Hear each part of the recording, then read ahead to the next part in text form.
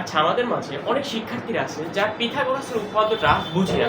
তো আজকে আমরা এই ছোট্ট ভিডিওতে পিথাগোরাসের উপপাদ্যটা সহজে বুঝে নিই। পিথাগোরাসের উপপাদ্যটা হচ্ছে একটি অতিভুজ একটি লম্বের দৈর্ঘ্যের সমান বর্গ তৈরি করে সেটার ক্ষেত্রফলের ও একটি ভূমির দৈর্ঘ্যের সমান বর্গের ক্ষেত্রফলের সমষ্টি হচ্ছে একটি ত্রিভুজের সমকোণী ত্রিভুজের অতিভুজের বর্গের ক্ষেত্রফলের সমান। অতিভুজ এই জন্যই পিথাগোরাসের উপপাদ্যটাকে এক লাইনে বলা হয় লম্ব স্কয়ার প্লাস অতিভুজ স্কয়ার। আচ্ছা, আমরা এবার দেখি।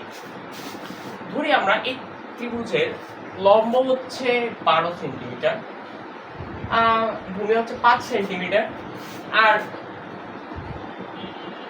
এটার নাম হচ্ছে অতিভুজ। অতিভুজ 13 সেন্টিমিটার, 12 13 5। এখন আমরা দেখি। তো ফার্স্টে লম্ব স্কয়ার 12 স্কয়ার প্লাস ভূমি স্কয়ার 5 স্কয়ার ইকুয়াল অতিভুজ স্কয়ার। তো আস্তে আস্তে আমরা করি। 12 স্কয়ার হচ্ছে 144, আর 5 স্কয়ার হচ্ছে 25, আর 13 স্কয়ার হচ্ছে 139। তো এখন আমরা 124 আর এটা যোগ করি।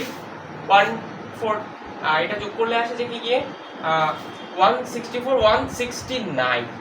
এই যে দেখো, অতএব এইটার বর্গের ক্ষেত্র এটার বর্গের সমান আর এটার বর্গের সমান সেম। এইটাই হচ্ছে পিথাগোরাসের উপপাদ্য।